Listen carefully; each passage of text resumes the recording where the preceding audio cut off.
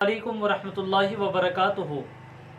معزز سامعین کرام، جب ہمارے یہاں کوئی بچہ پیدا ہوتا ہے، ہمارے دوست احباب اعزاء اقربا رشتہ دار یا ملنے جلنے والوں میں یا خود ہمارے ہی گھر میں کوئی بچہ پیدا ہوتا ہے تو ہم لوگ عام طور پر یہ سوچتے ہیں کہ آخر بچے کا کیا نام رکھا جائے، اس بچے کا کیا نام تجویز کیا جائے۔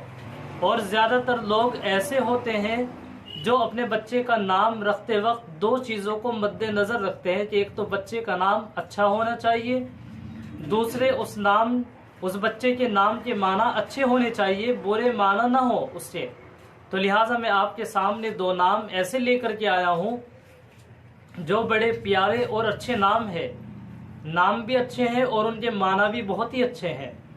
اور خود حدیث مبارکہ میں اللہ کے نبی صلی اللہ علیہ وسلم نے ارشاد فرمایا ہے، جس کا مفہوم ہے کہ اللہ تعالیٰ کو دو نام بہت زیادہ پسند ہے، محبوب ہیں۔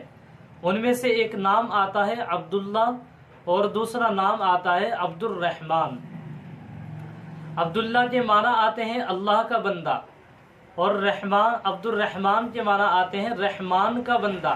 چونکہ رحمان بھی اللہ تعالیٰ ہی کا ایک نام ہے، لہٰذا کسی کے ہاں اگر بچہ پیدا ہوتا ہے تو سب سے زیادہ پسندیدہ جو دو نام ہے، ان دونوں میں سے ایک نام ضرور رکھا جائے، اس نام کو تجویز کیا جائے۔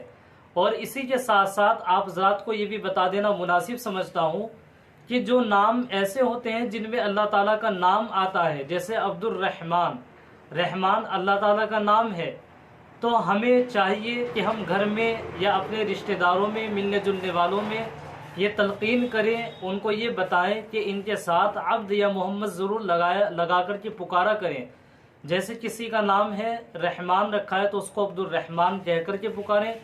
اسی طریقے سے کسی کا نام عبد الباسط، باسط نام رکھا ہے تو عبد لگا کر کے پکارے۔ غرضے کے جتنے بھی نام اللہ تعالیٰ کے ناموں سے ملتے جلتے ہیں، ان ناموں کے ساتھ محمد یا رحمان لگا کر کے پکارا جائے۔